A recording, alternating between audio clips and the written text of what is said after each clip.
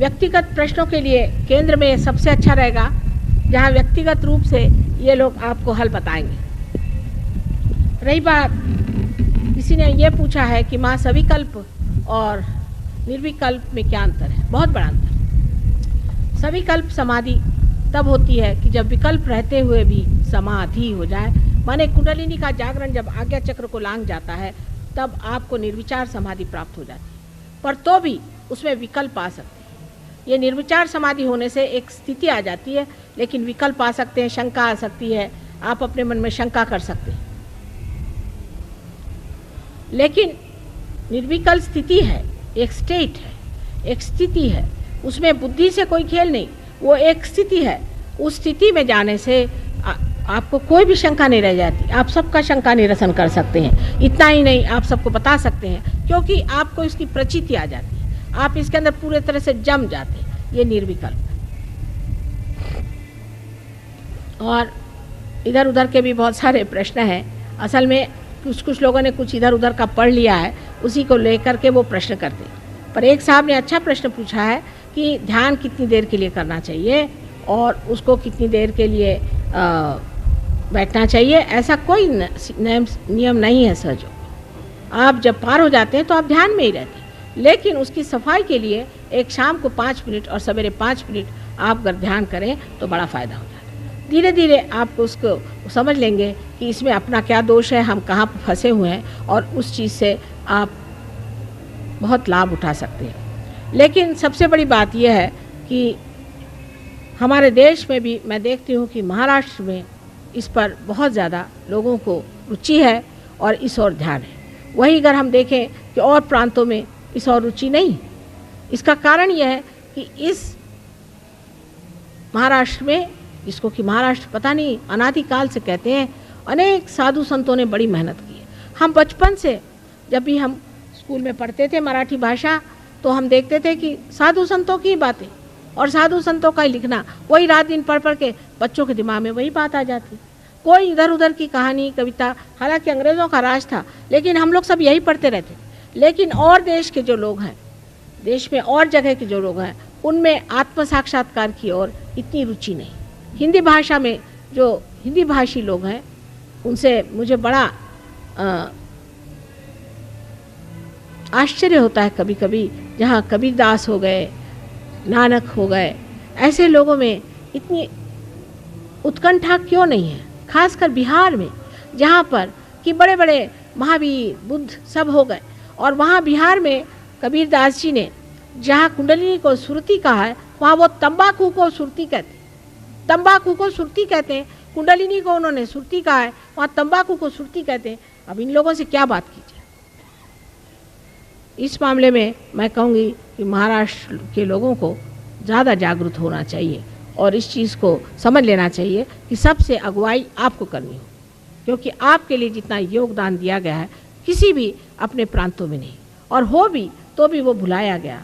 हो सकता है कोई और विदेशी संस्कृति की वजह से वहाँ दब गया, लेकिन भारतवर्ष में सबसे ज़्यादा महाराष्ट्र में इसके लिए बड़ी जागृति मैं देखती हूँ।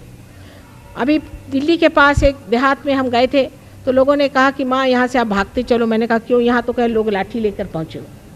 मैंने कहा लाठी लेके क्यों पहुँचे? पहले यहाँ लोग संतों को मानते नहीं, वो आपको मारेंगे। मैंने कहा अच्छा है, चलो देखते हैं भाई कौन मारता है क्या है। बहरहाल किसी ने हमारी कोई बात नहीं सुनी और सब लोग लाठी लेके खड़े होते वहाँ।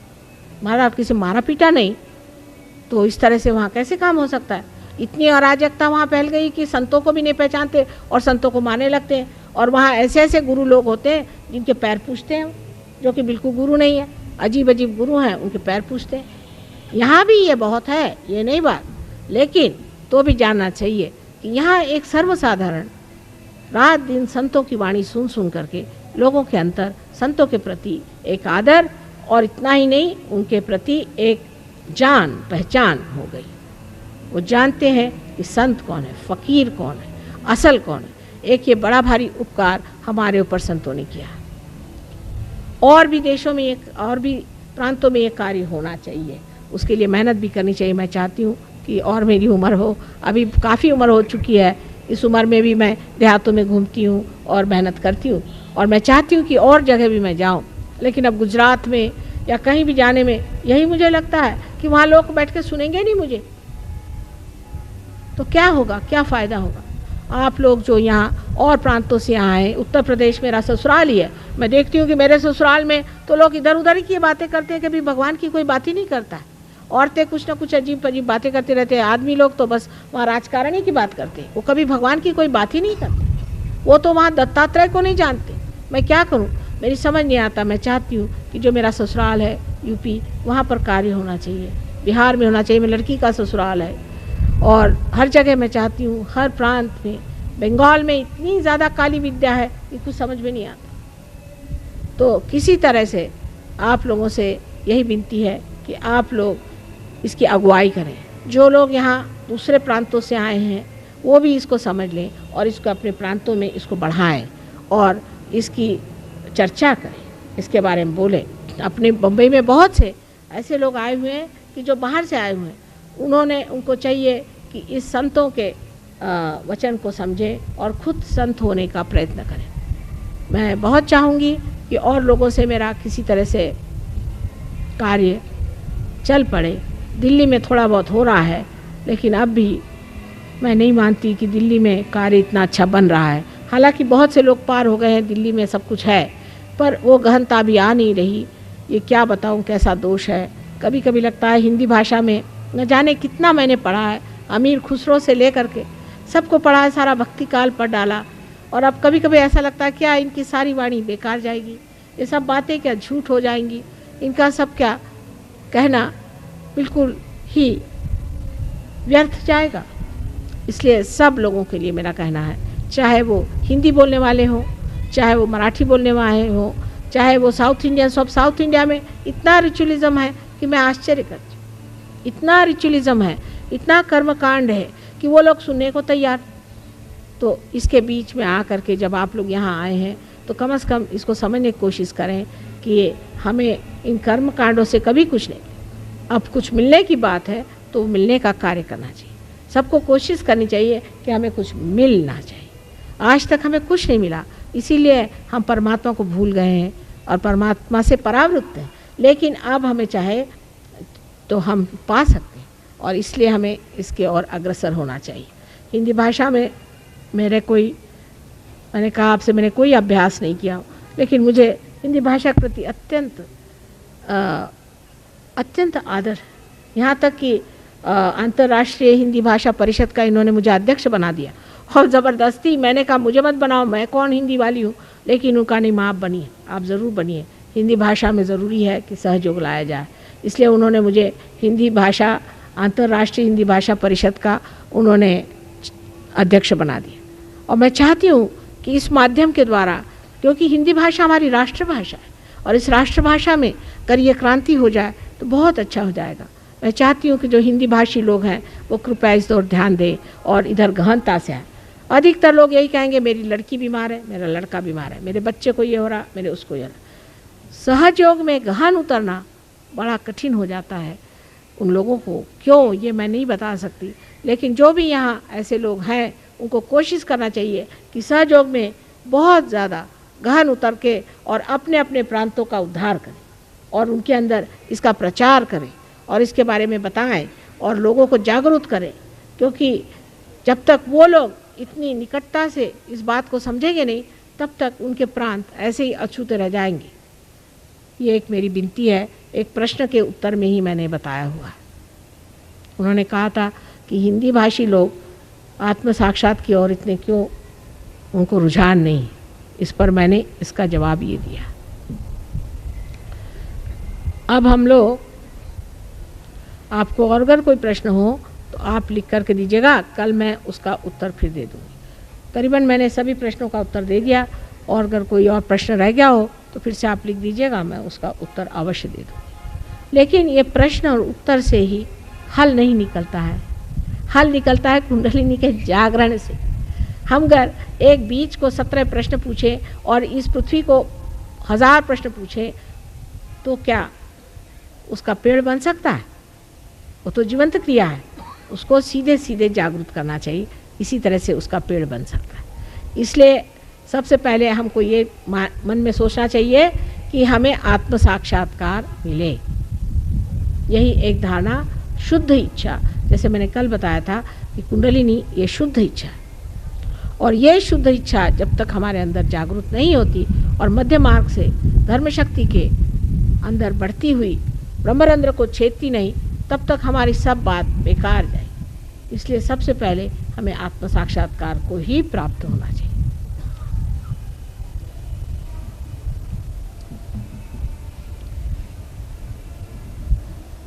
आज हम आपको जो कुछ भी बताएंगे हिंदी में या मराठी में, अंग्रेजी में बताने की ज़रूरत नहीं, क्योंकि सबको ही हिंदी और मराठी भाषा तो आती ही होगी कम से कम।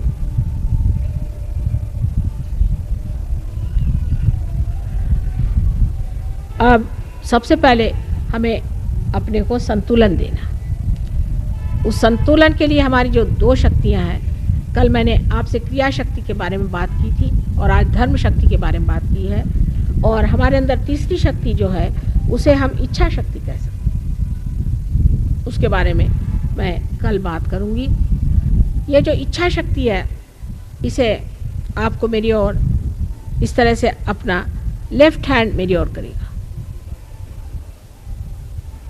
कृपा करून आपला डावा हात माझ्याकडे असा ठेवायचा। अब इस भारत माता को नमस्कार करके, इस पृथ्वी तत्व को नमस्कार करके, श्री गणेश को नमस्कार करके और अपना राइट हैंड आप पृथ्वी पर रखिए श्रद्धा से। आपला उजवा हात ह्या पृथ्वी तत्वाला नमस्कार करून श्री गणेशाला आठवून आपण उजवा हात हा पृथ्वी तत्वावर ठेवायचा।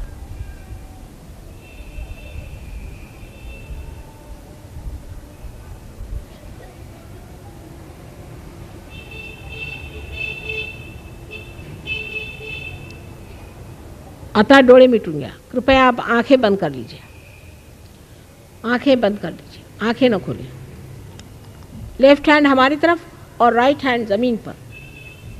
कृपया आंखें बंद कर लीजिए, चश्मे वगैरह उतार लीजिए, क्योंकि आँख इससे बेहतर हो जाती। सब लोग चश्मे भी उतार लें, टोपी उतार लें, क्योंकि ब्रह्मरंध्र का छेदने की बात है। टोपी उतार लें बस, और कोई खास करने की बात नहीं। जूते उते तो उतार ही लिए होंगे आप लोगों ने।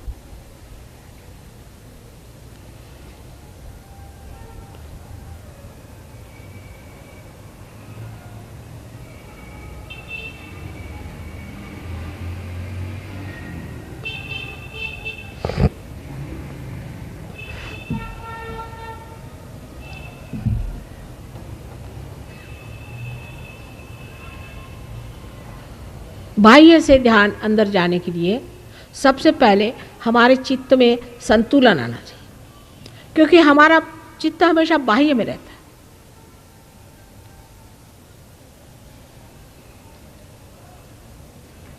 अब आँख खोल लीजिए, आता डोळे उघडून घ्या।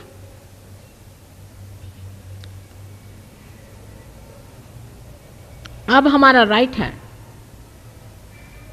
इस तरह से रखें, जो कि हमारी क्रिया शक्ति, और इसके क्रिया शक्ति के कारणभूत जो कुछ हमारे अंदर अहंकार आदि दोष हो गए हैं, उनको निकालने के लिए लेफ्ट हैंड आप आकाश तत्व की ओर करें,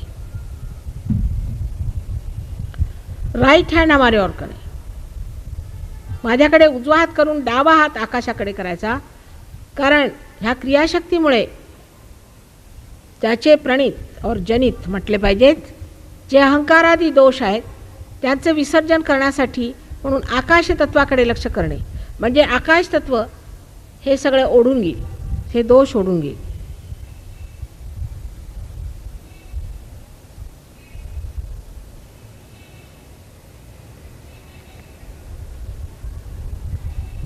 हात असा मागच्या बाजूला करा, फार वर उचलू नका, फार वर उचलू नका, असा मागच्या बाजूला घ्या। हाथ पीछे की ओर रखें, अपनी जो तलवा है वो पीछे की तरफ जाना चाहिए, और बहुत ऊंचा न उठाइए। आंख बंद कर लीजिए, डोळे मिटा।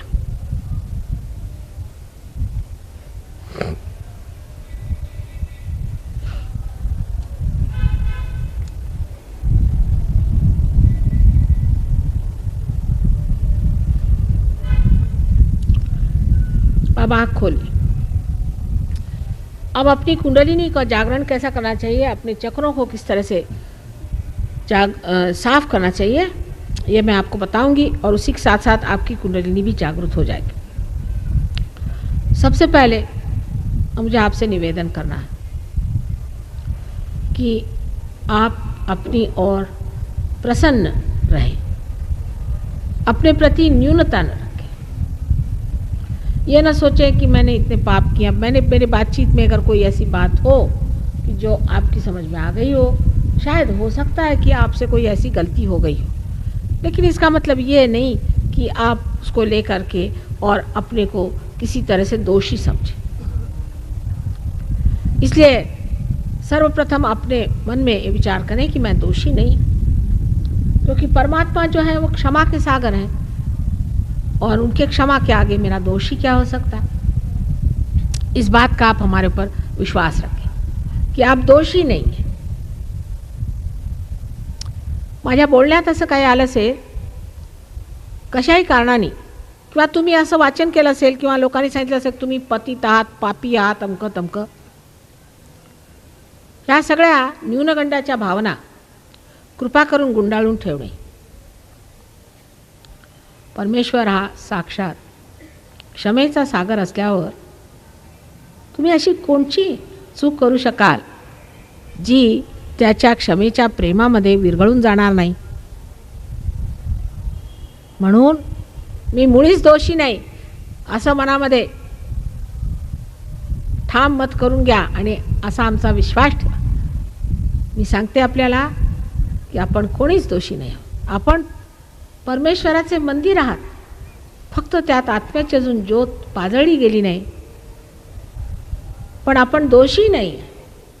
आप परमात्मा के मंदिर हैं, उसमें अभी तक आत्मा का दीप संजोया गया नहीं, इस वजह से परेशानियां हैं। लेकिन ये होते ही आप जान जाइएगा कि आप बहुत महान हैं। किती थोर आहात, किती मोठे आहात ते कसं जाणणार जोपर्यंत प्रकाश हृदयामध्ये येणार नाही। स्वतःविषयी अशी कल्पना करून घ्यायची नाही, कमीत कमी हा विश्वास आपल्यामध्ये ठेवला पाहिजे। अब अपने चक्र जो हैं वो किस तरह से जागृत करना चाहिए वो मैं आपको पहले बताऊंगी और फिर आंख बंद करके आप लोग करिएगा। आधी आपली चक्र कशी स्वच्छ करायची मी आपल्याला सांगेन आणि त्याच्यानंतर कुंडलिनी कशी जागृत करायची ती मी आपल्याला सांगेन। पण आपण सध्या माझं ऐकून घ्या आणि नंतर मी डोळे मिटल्यावरती आपल्याला सांगितल्यावर की डोळे मिटा, त्यानंतर जे करायचं ते डोळे मिटून करायचं। सर्वप्रथम हृदयामध्ये आपला आत्मा आहे, म्हणून डावा हात माझ्याकडे करायचा, कारण ही इच्छाशक्ती आहे आणि हृदयावरती आपला आत्मा आहे म्हणून हृदयावर हात ठेवावा लागेल। नंतर पोटाच्या डाव्या बाजूला सर्व काम डाव्या बाजूला आहे, डाव्या बाजूला गुरुतत्व आहे, पोटाच्या खालच्या बाजूला शुद्ध विद्या आहे, त्याच्यानंतर परत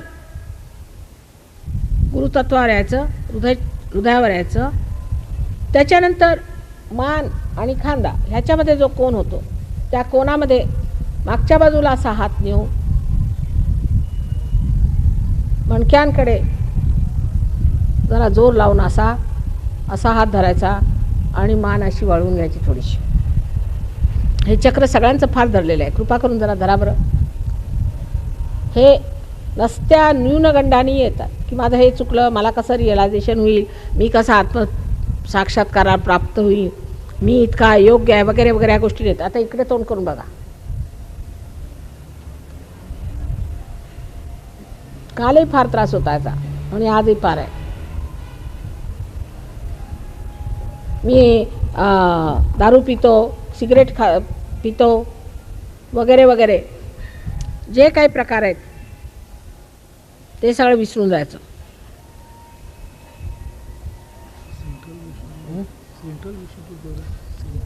इथे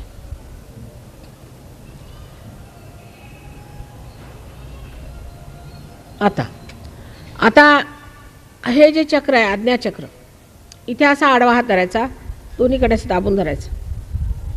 आणखी जे चक्र मागच्या बाजूला आज्ञाचक्राचा दुसरा हिस्सा आहे तिकडे असं वर मान करून असं धरायचं. त्यानंतर तळहाताला असं पूर्ण ताडून धरायचं आणि ताणलेला तळहात आपल्या बरोबर टाळूवर ठेवून दाबून 7दा फिरवायचा. ते कसं करायचं ते मी सांगेन नंतर आपल्याला. आपको पहले अपने हृदय पे राइट हैंड रखना होगा, लेफ्ट हैंड हमारी तरफ. उसके बाद अपना राइट हैंड आपको पेट के लेफ्ट हैंड साइड में, सारा काम लेफ्ट हैंड साइड में हो रहा है. मैं अंग्रेज़ी में इसलिए कह रही हूँ, कभी कभी दाएं बाएं में लोगों को कभी कभी भ्रम हो जाता है. इसलिए लेफ्ट हैंड साइड में पेट के ऊपरी हिस्से में आपको अपना राइट हैंड रखना होगा. सब काम राइट हैंड से होगा, लेफ्ट हैंड हमारी तरफ. उसके बाद उसके नीचे के हिस्से में यहाँ पर शुद्ध विद्या का स्थान है. फिर से ऊपर ये गुरु का स्थान है, ये आत्मा का स्थान है. उसके बाद ये श्री कृष्ण का स्थान है जहाँ आप इस तरह से पकड़ेंगे कि ये जो चक्र है ये छूट जाएगा. अब इसमें आप देख लीजिए की कंधा और गर्दन. आता इकडे बघा, ह्या ठिकाणी आपण आत्म्यावरनं वर आलो इथे, तर मान आणि खांदा ह्या ठिकाणी जो कोण होतो तिथे असा हात धरायचा. इथे पुष्कळदा मिस्टेक्स करतात म्हणून मी परत मराठीत सांगते. अब इस जगह हाथ रखने के बाद यह हाथ आप माथे पर रखें और दोनों तरफ से और कपाल पे दोनों तरफ से ऐसे दबा लें. उसके बाद ये हाथ सर के पीछे के हिस्से में रखें और सर को पीछे फेंक के पकड़ लें इसे. उसके बाद अपने हाथ को इस तरह से तान करके इसका जो तलवा है उसे अपने तालु स्थान पे बराबर रख के दबा करके 7 बार घुमाएं. अब आप लोग एक हाथ मेरी ओर करें, ध्यानपूर्वक करें. सब कार्य ध्यानपूर्वक होना चाहिए. यह हाथ मेरी ओर करें और आप राईट हँड से आपको काम करना है. डावा हात माझ्याकडे करायचा आणि उजव्या हाताने सर्व काम करायचं आहे. सगळं काम डावीकडे होणार. सारा काम लेफ्ट साइड में होने का है.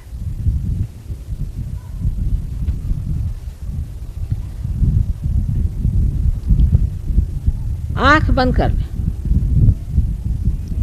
आंख बंद करके अपना राइट हैंड हार्ट पे रखें. डोळे मिटून घ्यावे आणि आपला राइट हँड हृदयावर ठेवायचा. शुद्धी जरा शुद्धी हां शुद्धी फार पकडली इकडे ह्या साईडला फार जोरात. अब यहाँ पर हाथ रख के आप एक मुझसे सवाल पूछें. जैसे कि एक कंप्यूटर नहीं होता है उसी तरह का ये बड़ा मूलभूत फंडामेंटल क्वेश्चन है, प्रश्न है. पूछें, क्या माँ मैं आत्मा हूँ? मैं आत्मा हूँ. श्री माता जी क्या मैं आत्मा हूँ? 3 बार पूछिए. एक फार मूलभूत प्रश्न विचारायचा या हृदयावर हात ठेवून. श्री माताजी मी आत्मा आहे का? 3दा प्रश्न विचारा हृदयापासून.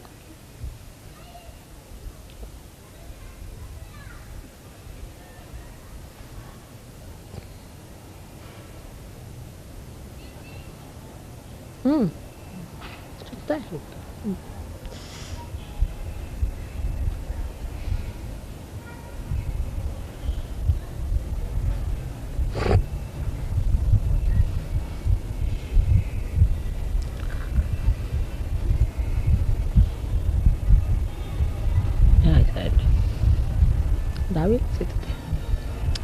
अच्छा, अब इस प्रश्न के साथ ही साथ दूसरा प्रश्न भी खड़ा होता है कि अगर आप आत्मा हैं तो आप अपने गुरु भी हैं. इसलिए दूसरा प्रश्न आपको पूछना है. लेकिन आप अपना हाथ जो राइट हैंड है उसे अपने पेट के लेफ्ट हैंड साइड में ऊपर के हिस्से में दबाकर पकड़िए, माने उंगलियां दबाइए. आता ह्याच्याबरोबर दुसरा प्रश्न पर्याप्त आहे. म्हणजे काय की जर आपण आपले आत्मा आहात, जर आपण आत्मा आहात तर मग आपण आपले गुरुसुद्धा आहात. तेव्हा दुसरा प्रश्न असा विचारायचा, पोटाच्या डाव्या बाजूला वरच्या बाजूला आपला उजवा हात त्याची बोटं दाबून असा प्रश्न विचारायचा, श्री माताजी मी माझा गुरु आहे का?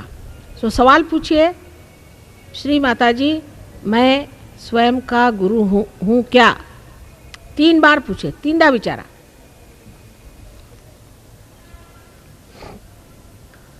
ये गुरु का तत्व है. यहाँ खाली थोडंच खाली, थोडं खाली मधोमध, खाली खाली जरा वर आहे आणखी थोडंसं.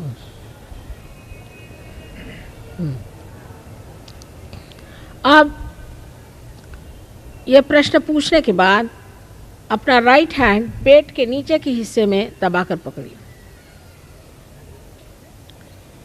ये आपका स्वाधिष्ठान का चक्र जो है, ये शुद्ध विद्या का माने परमात्मा के शक्ति के विद्या का, उसके नियम तथा उसके कायदा कानून का, उसके चलन वलन आदि सब का सृष्टा है. इसलिए यहाँ पर आपको शुद्ध विद्या मिलती है.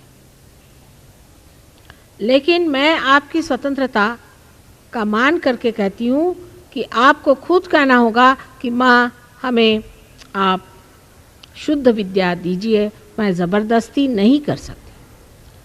इथे शुद्ध विद्येचं स्थान आहे. स्वाधिष्ठानात शुद्ध विद्या ही सर्व परमेश्वराच्या कार्याला आणि त्याच्या सर्व नियमांना पूर्णपणे करत असते. पण ह्या ठिकाणी मी आपली स्वतंत्रता मान्य करते आणि म्हणून आपणाला स्वतः म्हटलं पाहिजे आपण की माताजी, श्री माताजी मला शुद्ध विद्या कृपा करून द्यावी, कारण मी जबरदस्ती करू शकत नाही. 6 दामणा, या चक्राला 6 पाकळ्या आहेत. इसमें 6 सब प्लेक्सेस है, 6 इसमें कलियां हैं. इसलिए 6 बार कहिए कि श्री माताजी मुझे शुद्ध विद्या दीजिए. ये कहते ही कुंडलिनी का जागरण हो जाएगा. वाह,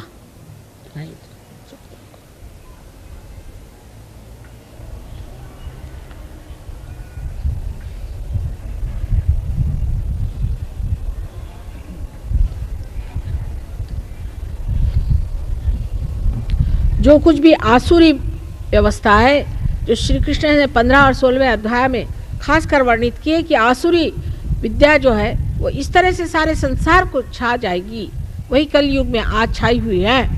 इसलिए ज़रूरी है कहना चाहिए कि माँ मुझे आप शुद्ध विद्या दीजिए.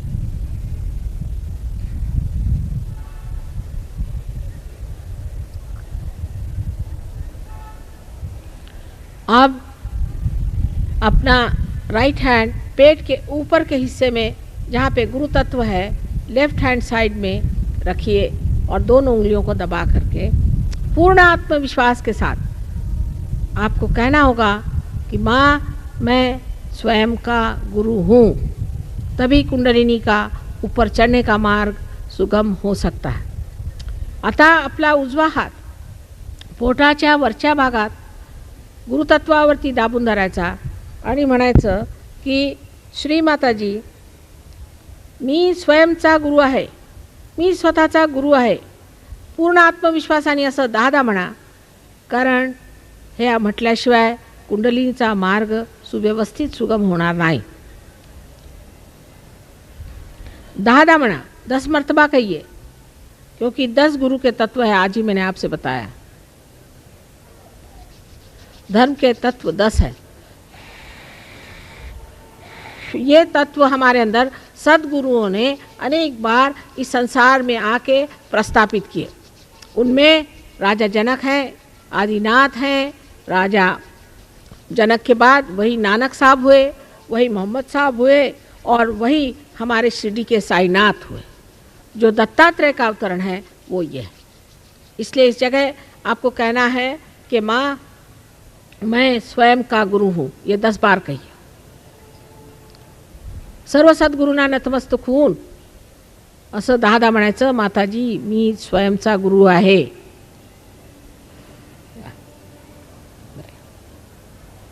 केवढा की गार झालाय बर्फासारखं। तुम्ही दाबून धरा, निघून जा।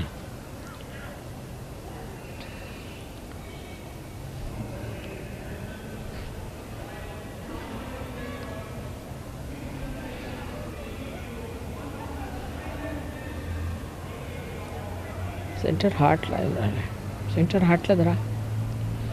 अब अपना राइट हैंड उठा करके और अपने हृदय पे रखें। आता आपला उजवा हात उचलून आपल्या हृदयावर ठेवा। मधोमध मधोमध आला नाही, इकडे आणखी थोडंसं, हां जरा आणखी थोडंसं, बस। हृदय पे रखने के बाद हमें कहना है फिर से पूर्ण आत्मविश्वास के साथ कि माँ मैं आत्मा हूँ, श्री माता जी मैं आत्मा हूँ। ये 12 मर्तबा कहिए। दाबून धरा, खाली थोडंसं खाली दाबून धरा, जरासं इकडे ह्या side, left land. Shri Mata जी मैं आत्मा हूँ, पूर्ण आत्मविश्वास से कहिए। आता इथे हात ठेवून 12दा म्हणायचं, श्री माताजी मी आत्मा आहे, पूर्ण आत्मविश्वासाने म्हणा। हे सगळ्यात मोठं सत्य आहे।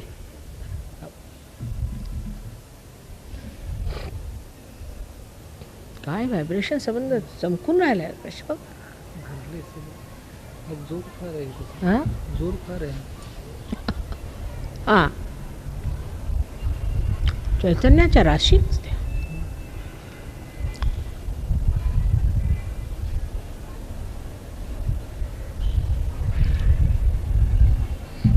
अब इस राइट हैंड को उठा करके और अपने कपाल पर आड़ा रखें, माथे पर आड़ा रखें। जिस तरह से सर में दर्द होता है, दोनों तरफ इसको ज़ोर से दबाएं, दोनों तरफ इसको ज़ोर से दबाएं। और यहाँ पर पूर्ण हृदय से कहें कि माँ मैंने सबको क्षमा कर दी। मधोमध घ्या, मधोमध अजून इकडे, हां बस ठीक है। माँ मैंने सबको क्षमा कर दी।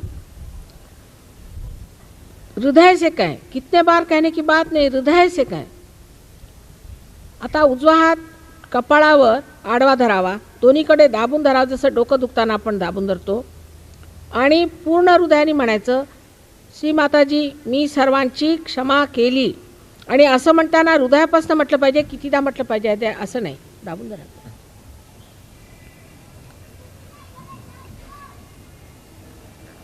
आता हे म्हणताना पुष्कळांना असा प्रश्न असतो की आम्ही क्षमा कशी करायची। खरं म्हणजे तुम्ही क्षमा करता किंवा नाही करता हे सगळं भ्रम आहे, पण नाही केली तर मात्र दुसऱ्यांच्या हातात खेळता।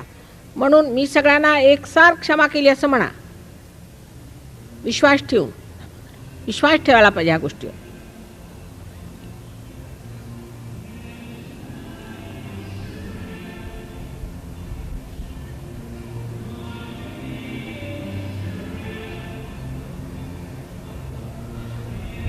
आता हा उजवा हात मागच्या बाजूला आपल्या डोक्याला पकडून असा मागच्या बाजूला धरायचा, डोकं मागे फेकायचं। ये राइट हैंड अपने सर के पीछे के हिस्से में ले जाकर उसे दबाकर पकड़े और सर को पीछे फेंक दीजिए। इस जगह अपने संतोष के लिए एक बार हृदय से कहे परमात्मा से कि अगर मेरे से कोई गलती हो गई हो आपकी शान में तो उसे आप क्षमा कर दें।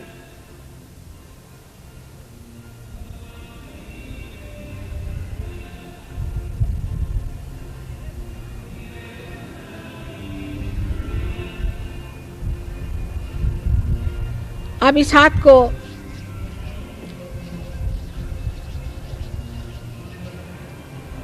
पूरी तरह से तान करके और अपने सर पे रखें। लेफ्ट हैंड हमारे तरफ रखें और बराबर तालू पर रख के और उसे ज़ोर से 7 मरतबा घुमाएं, ज़ोर से घुमाएं और इस वक्त हम आपकी स्वतंत्रता फिर से उसकी मान्यता रखते हुए ये कहेंगे कि आप हमसे ये कहें कि माँ हमें आप आत्म साक्षात्कार दीजिए, हम ज़बरदस्ती नहीं कर सकते। आता हात ताणून टाळूवर असा ठेवायचा की मध्य भाग तळव्याचा तिथे लागला पाहिजे, दाबून धरायचा, आणखी जोरजोराने म्हणजे दाबून 7दा अशा डोक्याला जोरात दाबून असा हात फिरवायचा।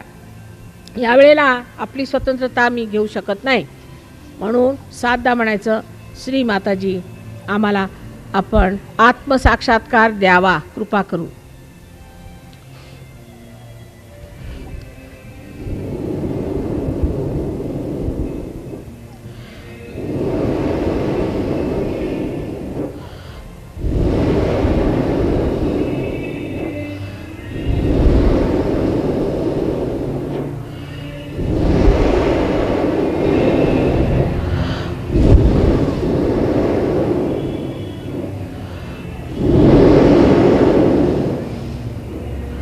आता हा हात हळूच खाली ठेवायचा, हळूहळू डोळे उघडायचे, माझ्याकडे बघायचं न विचार करताना। धीरे से राइट हैंड नीचे ले आए, लेफ्ट हैंड भी ऐसा रखें, मेरी ओर देखें, विचार न करते हुए। आता राहू काय झालं त्याला सगळं बघता येतं, राहू द्या, काढून घ्या।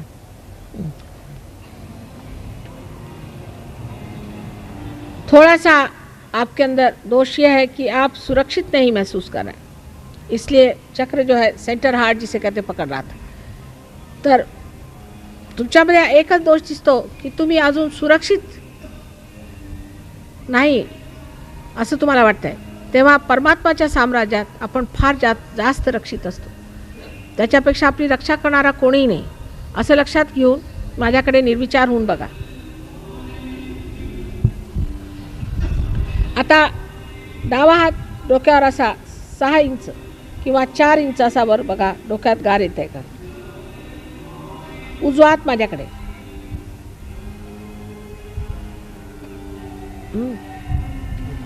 आता डावा हात माझ्याकडे आणि उजवा हात असा करून बघा।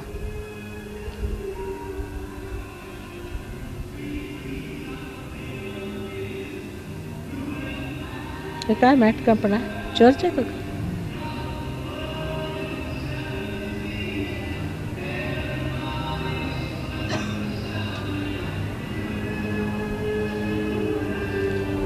आता परत डावा हाथ ठेवा बघा, लेफ्ट हैंड से देखिए आ रहा है ठंडा,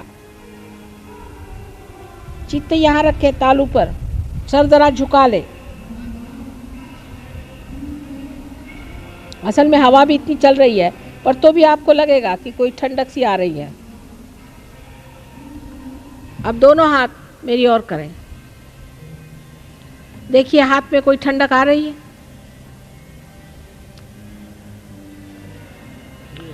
अब दोनों हाथ आकाश की ओर करके और सर पीछे फेंक कर एक कहें कि क्या माँ यही परमात्मा की शक्ति है, क्या यही उसकी ब्रह्म शक्ति है।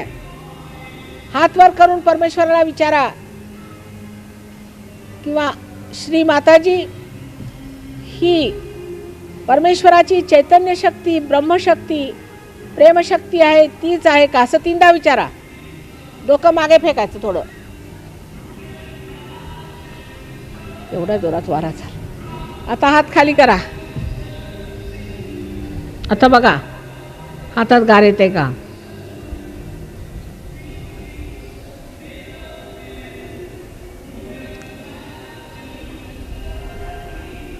येते गार?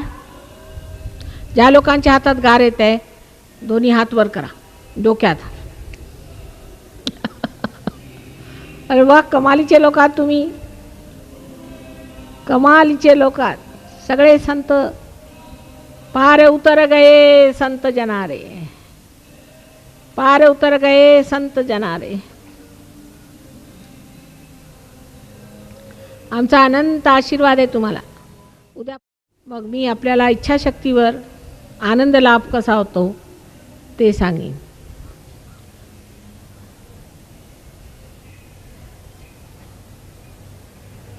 आता शांत होऊन आपल्या आपल्या घरीच गेलं पाहिजे, गडबड करायची नाही.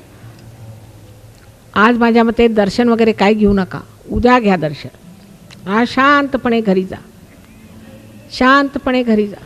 कुणाशी जास्त वादायचं नाही, बोलायचं नाही, ह्याला वादविवाद नाहीत.